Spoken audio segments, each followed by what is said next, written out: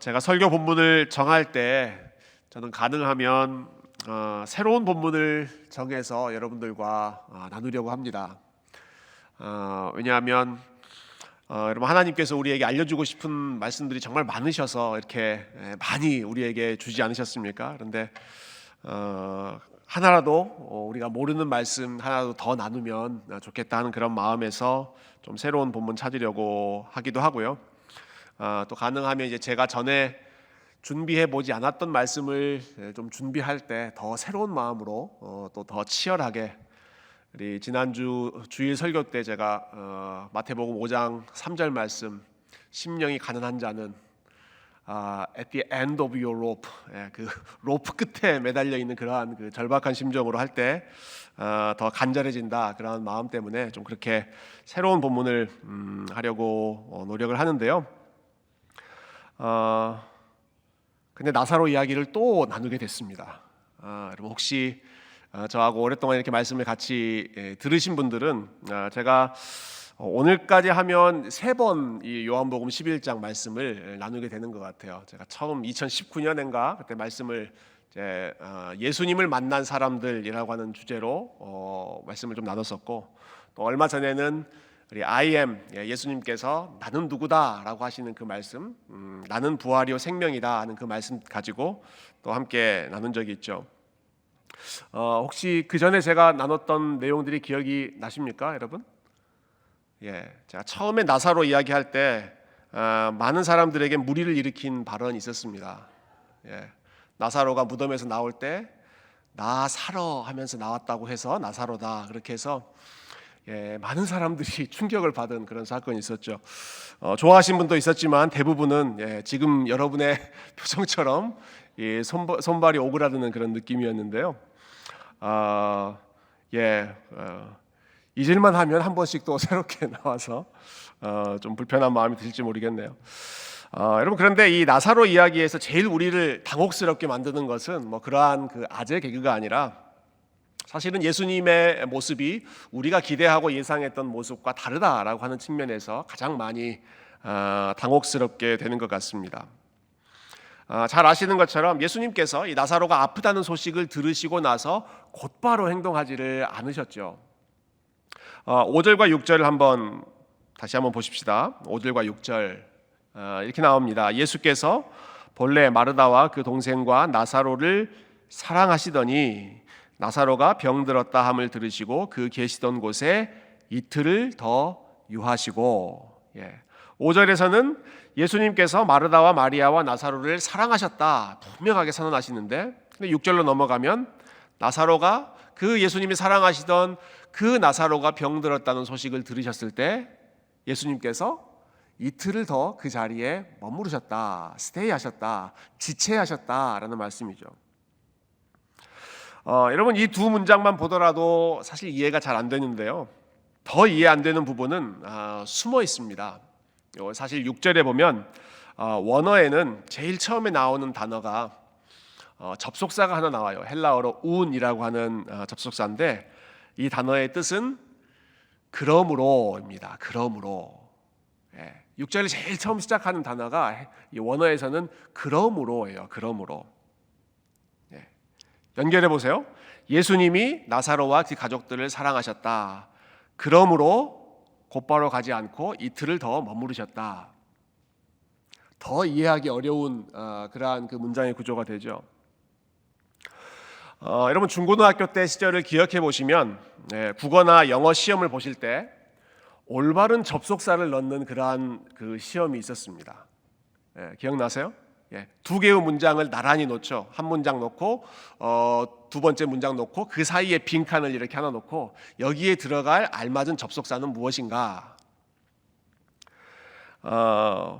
보통 첫 번째 문장과 뒤의 문장이 자연스럽게 원인과 결과로 자연스럽게 이어지면 그 문법 용어로 순접 접속사라고 하죠. 그리고 혹은 뭐 그러므로 따라서 이렇게 자연스럽게 이어지는 그러한 접속사를 쓰고요.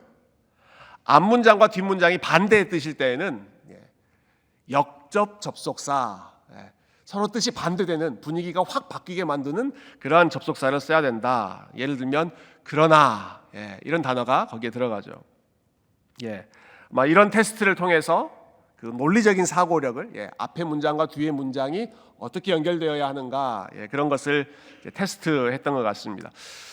죄송합니다. 이렇게 금요일 저녁에 마음 편하게 오시려고 했는데 그 골치 아팠던 중고등학교 때 그 시험 문제까지 리마인드 시켜서 굉장히 죄송합니다만은 여러분 이 5절과 6절 말씀을 가지고 이 접속사 테스트를 하면요 우리 중에 맞힐 사람이 거의 없을 것입니다. 거의 없을 것입니다. 예수님이 사랑하셨다.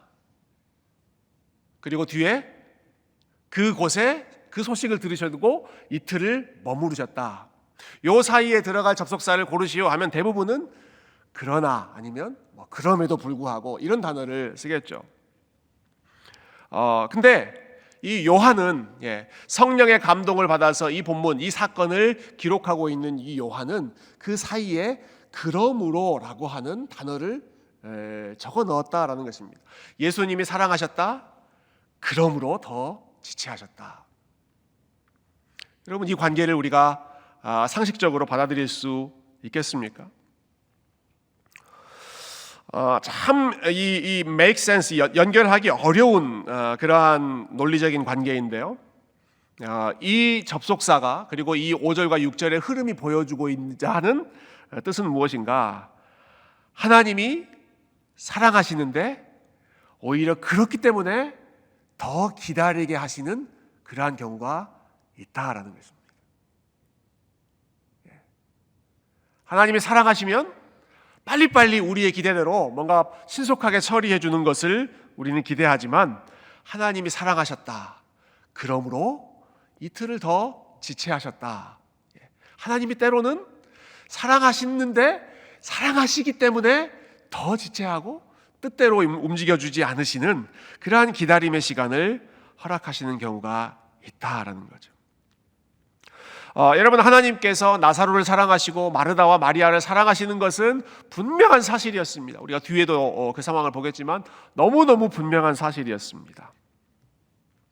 그러나 동시에 그 나사로와 그 가족들을 위해 일하시는 하나님의 타이밍과 하나님의 방법은 그들의 기대와 맞지 않는 경우로 하나님께서 그들의 바람처럼 신속하게 일하지 않으셨다. 하나님께서 일하시는 타이밍은 하나님의 주권에 달려있는 부분이다 라고 하는 것을 보여주는 부분이죠. 여러분 우리의 필요가 아무리 긴급하고 우리의 상황이 아무리 다급하다고 하더라도 그것 때문에 우리가 하나님의 뜻을 이리저리 내가 원하는 대로 좌지우지 우리의 뜻대로 컨트롤할 수는 없습니다. 하나님이 주권자이시기 때문에 하나님이 주인이시기 때문에 하나님의 타이밍과 하나님의 방법대로 이루실 때가 많이 있죠. 여러분 오늘 본문과 비슷한 경우가 복음서에 자주 나옵니다. 특별히 요한복음에도 보시면 요한복음 2장에 그 가나의 혼인잔치 사건이 있습니다. 포도주가 떨어집니다. 예수님의 어머니인 마리아가 예수님에게 사인을 보냅니다. 신호를 보냅니다. 포도주가 지금 떨어졌다고 하는구나 하면서 그 사실을 알려주면서 은근히 예수님을 푸시하는 거죠. 그러니까 이 상황에 네가 좀 개입을 해라, 뭔가를 해라 하는 거죠. 그때 예수님이 하셨던 대답이 우리의 눈에, 우리의 귀에, 특별히 이 동방예의지국 유교 문화권 속에서는 굉장히 무례하게 보이는 말씀을 예수님이 하십니다. 여자여, 나와 무슨 상관이 있나이까? 여러분 여기 나오는 여자여는 무시하는 말이 아니라 굉장히 이제 존칭어라고 해요. 헬라어를 보면. 그러나 이렇게 말씀하시죠. 나와 이 일이 무슨 상관이 있습니까?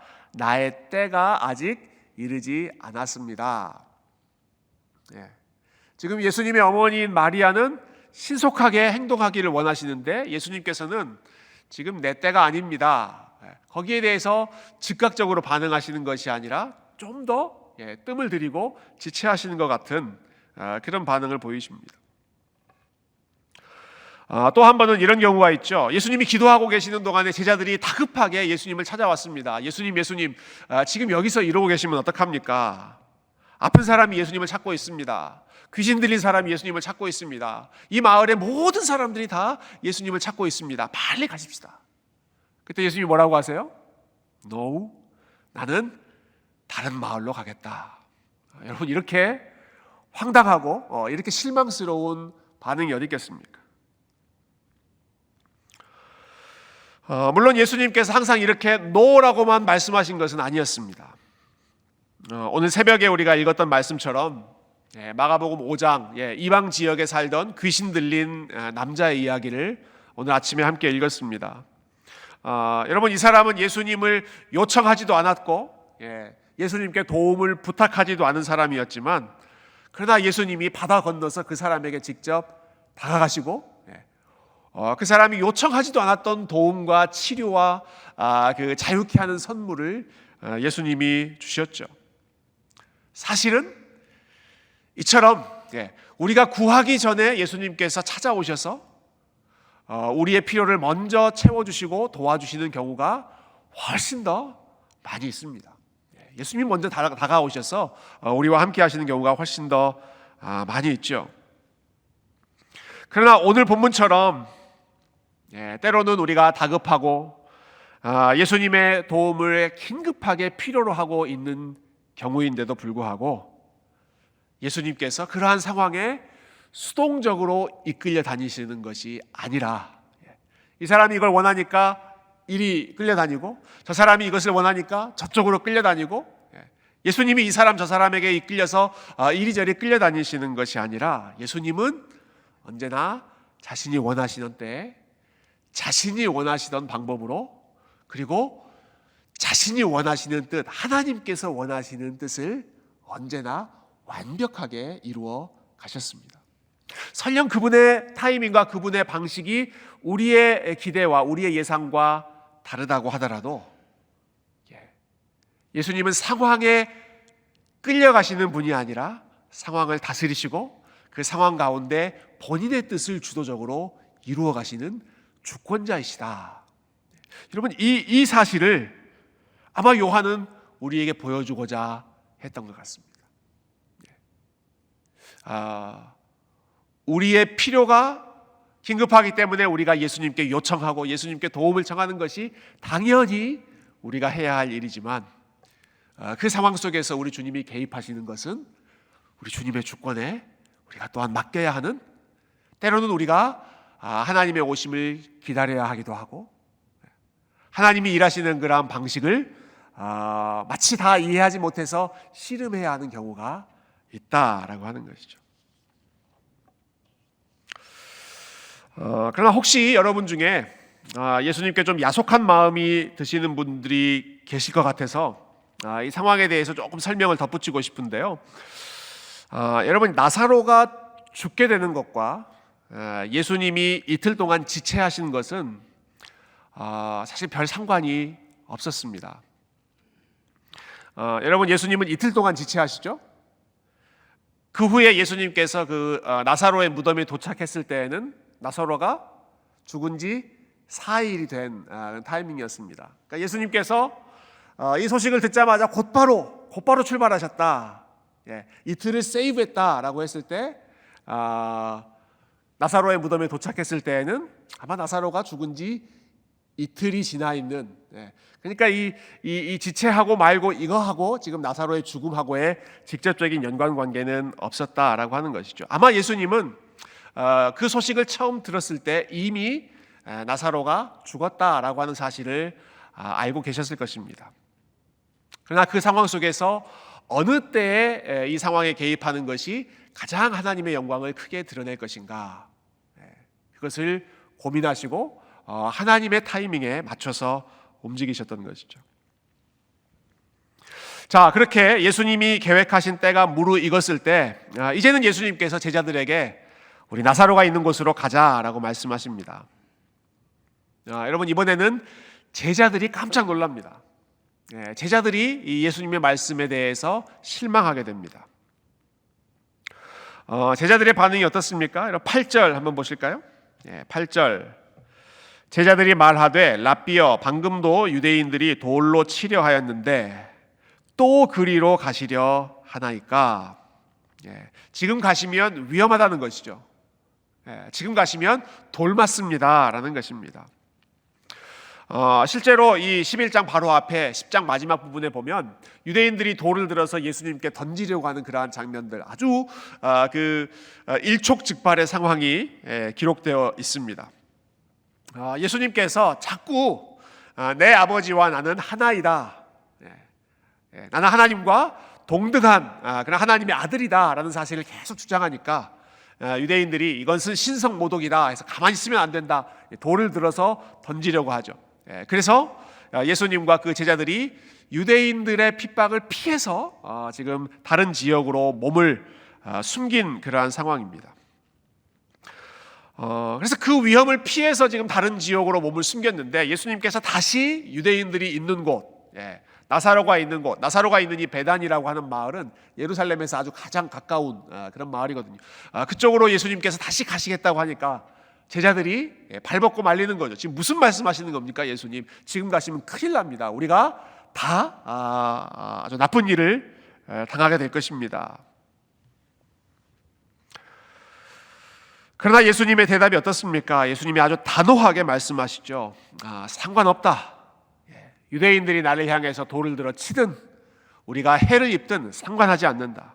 우리의 친구 나사로, 내가 사랑하는 그 나사로가 지금 잠들었기 때문에, 그리고 그 나사로를 아끼고 사랑하는 사람들이 슬픔 가운데 있기 때문에 내가 베다니로 가야 하겠다. 제자들이 만류하는 것도 예수님이 개의치 않으시고, 예수님이 그곳으로 가시면 당하게 될 여러 가지 위험도 예수님께서 아랑곳하지 않으시고, 나사로에 대한 마음과 그 가족들에 대한 마음과 그리고 하나님의 영광을 드러내야 한다는 그 말씀에 대한 순종, 그것 때문에 예수님께서 위험을 무릅쓰고 그곳으로 발걸음을 옮기시는 것입니다. 여러분, 다시 한번 우리가 배우는 원리인데요. 여러분, 예수님의 행동과 결정은 상황에 매여 있지 않다라는 것입니다. 예수님의 결정이요, 상황에 매여 있지 않습니다. 자, 처음에는 아주 다급한 상황에, 긴급한 필요에도 예수님께서 끌려다니지 않으시고 예수님이 원하시는 타이밍에 출발하시죠. 지금 이 제자들이 반대하는 상황을 생각해 보십시오. 지금 가면 반대와 핍박과 어려운 일을 당할 게 뻔합니다. 이런 상황에서는 안 가시는 게 상책이고 그것이 자연스러운 일일 텐데, 그러나 그렇다고 해서 예수님이 주저하거나 위축되거나 이동하시는 것을 멈추거나 그렇게 하지 않으시죠. 겁을 먹거나 위축되는 것이 아니라 그 상황과 상관없이 역시 예수님은 본인의 뜻대로 나사로를 향해서, 가족들을 향해서 가까이 다가가셨습니다. 예수님께서 상황의 지배를 받으시는 분이 아니라 상황을 주도해 가시는 분이시다라고 하는 것입니다. 상황에 이끌려서 움직이시는 분이 아니라 그 상황 가운데 예수님이 주도권을 가지고 하나님의 뜻을 이루어내기 위해서 예수님이 기뻐하시는 일을 하나씩 이루어 가신다라고 하는 것이죠. 사람들이 반대한다고 해서, 혹은 사람들이 간절히 원한다고 해서 거기에 흔들리시는 것이 아니라 하나님이 원하시는 타이밍, 하나님이 원하시는 방식, 그리고 하나님이 원하시는 일을 이루어 가시는 모습이 우리가 이 요한복음 11장에서 분명하게 볼 수 있는 우리 주님 예수 그리스도의 모습입니다.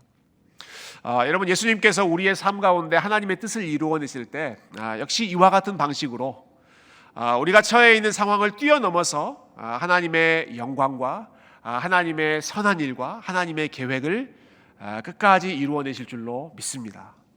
여러분, 그것은 우리의 지혜와 우리의 생각과 우리의 기대를 뛰어넘는 부분이지만, 그래서 때로는 우리가 이해하지 못하는 그러한 신비로운 부분이긴 하지만, 그러나 그럴 때 우리가 항상 붙잡아야 하는 것은 하나님의 신실하심이죠. 하나님의 사랑입니다. 내가 몰라도 하나님이 나를 더 잘 아신다. 내가 다 이해하지 못해도 하나님이 내가 예상하지 못했던 더 좋은 일을 지금 이루어가고 계신다.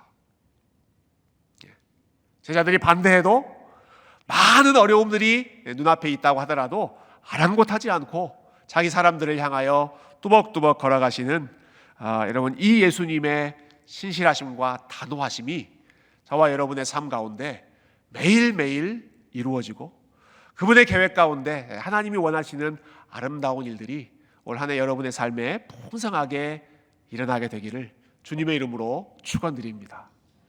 저와 여러분이 그 예수님의 주권과 또 능력과 지혜를 우리가 함께 신뢰했으면 좋겠습니다. 자, 이 모든 상황에서 예수님이 이루고자 하시는 것, 그 최종적인 목적은 결국 하나님의 영광이었습니다. 하나님의 영광. 우리가 4절 말씀 같이 다시 읽어봤으면 좋겠는데요. 자, 이 모든 사건이 벌어졌던 그 첫 장면입니다. 나사로가 병들었다는 소식을 예수님께서 처음 들었을 때 이렇게 대답하셨죠. 우리 4절을 같이 한번 읽어볼까요? 4절 시작. 예수께서 들으시고 이르시되 이 병은 죽을 병이 아니라 하나님의 영광을 위함이요 하나님의 아들이 이로 말미암아 영광을 받게 하려 함이라 하시더라. 아멘. 이 나사로의 전체 스토리를 이해하는데 가장 중요한 키가 되는 말씀입니다. 자, 예수님이 사랑하셨던 나사로가 아주 힘든 병에 걸리기도 했고요. 그리고 결과적으로 봤을 때 4일 동안 무덤에 갇혀 있는 그러한 참 안타까운 일을 경험하기도 했습니다. 그러한 일들이 다 일어났습니다. 그런데 예수님께서 이 모든 상황을 내다보시고 알고 계시는 우리 주님께서 그런데 이 일은 하나님의 영광을 위한 일이다라고 말씀하지 않으십니까? 그리고 이 일을 통해서 하나님의 아들 내가 이로 말미암아 영광을 받게 될 것이다. 자, 우리가 함께 생각해 봐야 할 질문은 도대체 예수님께서 어떻게 영광을 받으시는가라고 하는 것이죠. 도대체 이 일이 어떻게 예수님의 영광, 하나님의 영광을 드러내는 그러한 도구가 되는 것인가? 가장 분명하게, 가장 1차적으로는 우리는 예수님의 능력을 통해서 하나님의 영광을 봅니다. 예수님이 죽은 지 4일이나 지났던 이 나사로를 말씀 한마디로 무덤에서 나오게 하셨다라고 하는 이 예수님의 능력, 그리고 그 사건이 장차 무덤에서 나오실 그 예수님의 부활을 예고해 주는 사건이다. 예수님의 부활과 연결해서 예수님의 능력을 우리가 생각하면서 이 하나님의 영광을 우리가 바라볼 수 있습니다. 자, 죽음의 권세를 이기시는 예수님의 능력, 그리고 슬퍼하는 나사로의 가족들에게, 나사로를 아끼는 많은 사람들, 울며 비통해하고 있는 그 사람들에게 예수님께서 다시 기쁨을 회복해 주시고 웃음을 회복해 주시고 나사로와 함께 보낼 수 있는 그러한 시간을 회복해 주시는 그러한 해피엔딩을 통해서 하나님께서 영광을 나타내시는구나, 이렇게 우리는 먼저 생각할 수 있을 것입니다. 분명히 하나님의 영광이죠. 그것이 하나님의 영광임을 우리 부인할 수 없습니다. 죽은 자를 다시 살아난 이 요한복음에 나타난 7개의 기적 중에 마지막 클라이맥스의 기적을 보여주셨기 때문에 그것은 너무나도 분명한 하나님의 영광임에 확실합니다. 그런데 이 사건을 기록한 요한복음의 관점에서 제가 이 말씀을 좀 생각을 해봤습니다. 오늘 말씀을 묵상하는 가운데 무엇이 진짜 영광이었을까, 이 부분을 좀 초점을 맞춰서 생각을 해봤는데요. 이 말씀을 묵상하고 또 이렇게 좀 고민하다 보니까 그런 생각이 좀 들더라고요. 우리가 성경을 읽을 때 내가 듣고 싶은 내용이 아니라 예수님이 정말 말씀하고자 하셨던 그러한 내용, 내가 좋아하는 그러한 그 영광의 모습이 아니라 예수님께서 가르치고자 하시고 예수님께서 전달하고자 하셨던 그 메시지, 그것을 우리가 이해하고 붙잡는 것이 우리가 성경을 읽는 올바른 목적이지 않겠습니까? 요한복음에서 예수님은 영광을 어떤 맥락에서 생각하셨는가, 그 질문을 스스로에게 좀 던져봤습니다. 그런데 요한복음을 보니까 여러분, 예수님께서 영광이라고 하는 단어를 사용하실 때에는 언제나 십자가의 영광을 염두에 두고 계셨습니다. 인자의 영광, 인자의 영광, 인자가 영광을 받을 것이다 라는 말씀은 물론 궁극적으로는 부활을 통해서 모든 것을 승리하시는 그 능력의 나타남, 그러한 영광이기도 하지만, 그러나 훨씬 더 많은 경우에 이 요한복음에서 예수님이 말씀하신 영광은 십자가의 영광이었습니다. 십자가의 영광. 이런 말씀을 하시죠. 십자가의 죽음을 앞두시고 예수님께서 드디어 인자가 영광을 받을 때가 왔도다라고 하셨습니다. 또 모든 사람들 앞에서 내가 높이 들릴 것인데, 인자가 높이 들릴 것인데, 그때가 바로 내가 영광을 받을 때가 바로 그때이다. 십자가에 달려 높이 들리실 때, 그때가 가장 큰 영광을 받게 되시는 때다라는 것이죠. 십자가를 앞두고 마지막 날 하나님 앞에 기도하시는 그 대제사장적인 기도에서도 아버지께서 나를 이미 영화롭게 하셨습니다. 나에게 영광을 주셨습니다 라고 예수님께서 선포하시죠. 그 예수님이 사용하셨던 그 영광의 의미와 오늘 본문에 나타난 나사로 사건을 좀 연결해서 생각해 봤는데요. 여러분, 이 예수님께서 이 나사로를 다시 살리신 이 사건은요, 예수님의 부활의 영광도 보여주지만 그보다 먼저 예수님의 십자가의 영광을 먼저 더 풍성하게 드러내주고 있습니다. 어떤 면에서 예수님의 십자가가 연결되는가? 여러분, 예수님께서 이 나사로를 다시 살리신 이후에 곧바로 하신 일이 무엇이었는가? 고난받으시기 위해 예루살렘으로 들어가십니다. 11장에 나사로를 살리시고 12장 되시면 예루살렘으로 들어가십니다. 나사로를 다시 살리신 이 사건 때문에 유대의 종교 지도자들이 본격적으로 예수님을 죽일 계획을 실행하기 시작하죠.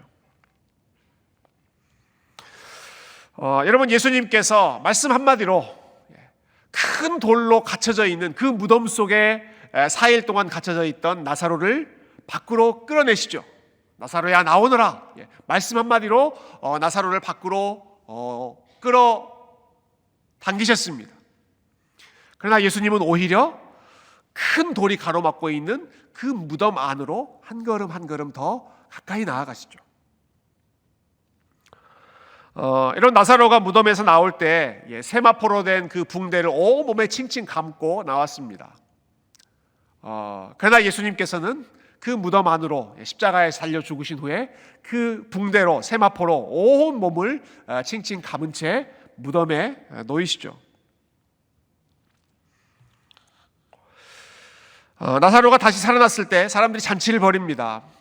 그러지 않았겠습니까? 기쁜, 정말 너무 기쁜 그런 시간이니까 온 가족들이 다 모여서, 친구들이 모여서 잔치를 벌이죠. 그때 나사로의 누이였던 마리아가 예수님께 향유를 콸콸콸콸 붓습니다. 예수님께서 그 사건을 가리켜서 뭐라고 해석을 하시던가요? 이 여인이 나의 죽음을 준비했다라고 말씀하시죠. 나의 장례를, 이 나사로의 누이가 바로 나의 장례를 준비하고 있다라는 것입니다. 여러분, 이러한 여러 가지 연결관계를 봤을 때 이 나사로의 사건이 예수님께서 궁극적으로 보여주실 이 십자가의 사랑을, 그리고 십자가의 구원을 우리 가운데 보여주는 사건이었습니다. 이렇게 정리하면 좋을 것 같아요. 죽은 자를 다시 살리시는 예수님이시잖아요. 나사로, 죽은 자를 다시 살리시는 그 능력의 주님께서, 그런데 그분께서 죽음의 자리로 한 걸음 한 걸음 더 가까이 나아가셨다라는 것입니다.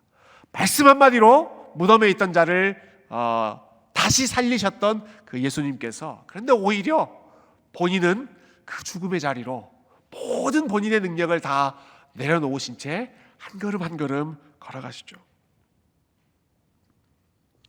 여러분, 나사로는 살리고 예수님은 그 무덤 안으로 들어가신 것처럼 저와 여러분은 죄와 사망의 무덤으로부터 살려내시고, 그리고 예수님은 우리의 죄와 사망을 감당하시고 무덤 가운데로 들어가셨습니다.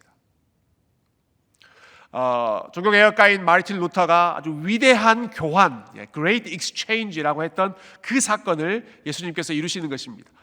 우리는 무덤에서 나오고 예수님은 무덤 안으로 들어가시고, 그래서 이 십자가를 통해서 예수님의 생명이 우리의 생명이 되고 우리의 죽음이 예수님의 죽음으로 바뀌는 이러한 영적인 교환을 통해서 우리를 진정한 하나님의 자녀로, 우리에게 진정한 생명을 예수님께서 선물로 주고자 하셨던 것이죠. 여러분, 저와 여러분을 죄와 사망의 권세에서 빠져나오게 하시는 것이 하나님께서 궁극적으로 이루고자 하셨던 최고의 영광이었습니다. 우리를 살리시는 것이 하나님의 최고의 영광이었고, 그것을 이루어내는 도구가 예수 그리스도의 십자가였던 것이죠. 여러분이 나사로 이야기를 우리는 특별한 사람에게 일어났던 어떤 특별한 스토리로 생각하기 쉽습니다. 죽었다가 다시 살아난 이야기. 나와는 상관이 없고, 나는 죽었다 살아나는 그런 일도 없고, 내 주변에 죽었다 살아나는 그런 사람도 없고, 나랑은 상관이 없고, 성경에 기록되어 있는 아주 희귀하고 아주 드물게 일어나는 기적, 기적 중의 기적이라고 생각하기 쉽습니다. 여러분, 그러나 에베소서에서 사도 바울이 교회를 향해, 성도들을 향해서 외쳤던 그 복음의 선포를 기억하시기를 바랍니다. 허물과 죄로 죽었던 너희를 살리셨도다. 허물과 죄로 죽었던 너희를 살리셨도다. 허물로 죽은 우리를 그리스도와 함께 살리셨고 그리스도와 함께 하늘에 앉히셨도다. 예수 그리스도와 믿음으로 연합한 성도들의 현 주소를 바울이 이렇게 선포하는 것입니다. 허물과 죄로 죽었던 너희를 살리셨도다. 앞으로 살리실 것이다가 아니라 너희는 그리스도와 함께 살아났고 너희는 지금 그리스도와 함께 하늘의 보좌에 함께 영광스럽게 앉혀져 있다라고 하는 것입니다. 여러분, 그것을 보여주는 것이 나사로가 무덤 가운데에서 다시 살아나고 예수님은 무덤 가운데로 들어가셔서 그리스도의 생명과 우리의 죽음이 뒤바뀌는 이러한 십자가의 사건을 말씀하시는 것이죠. 여러분, 이 요한복음 11장 이 나사로 사건을 통해서 하나님께서 우리에게 가르쳐주고자 하시는 진정한 영광, 저와 여러분을 죄와 사망이 지배하는 그 무덤으로부터 예수 그리스도의 십자가를 통해서 다시 끌어내 주시고, 저와 여러분이 죽음의 지배를 받지 않고 죄의 지배를 받지 않고 죄의 정죄와 사단의 정죄를 받으면서 살아가는 것이 아니라 예수 그리스도께서 우리에게 주신 생명을 받으며 생명의 지배를 받으며 예수님의 은혜의 다스림을 받으며 살아가는 백성 되게 하신 것을 여러분, 말씀을 통해서 다시 한번 바라보고 붙잡고 이 말씀을 우리 자신에게 함께 선포하는 시간 되었으면 좋겠습니다. 여러분, 저와 여러분은 무덤 속에 살아가는 자가 아니라 무덤 밖으로 나온 자인 줄로 믿습니다. 예수 그리스도 안에서 이미 무덤 밖으로 나온 자이기 때문에 그 주님의 생명을 누리고 그 생명의 힘으로 그 은혜의 힘을 힘입어 우리 주님과 생명의 길을 기쁘게 걸어가는 귀한 주님의 백성들이 다 되시기를 주님의 이름으로 축원드립니다.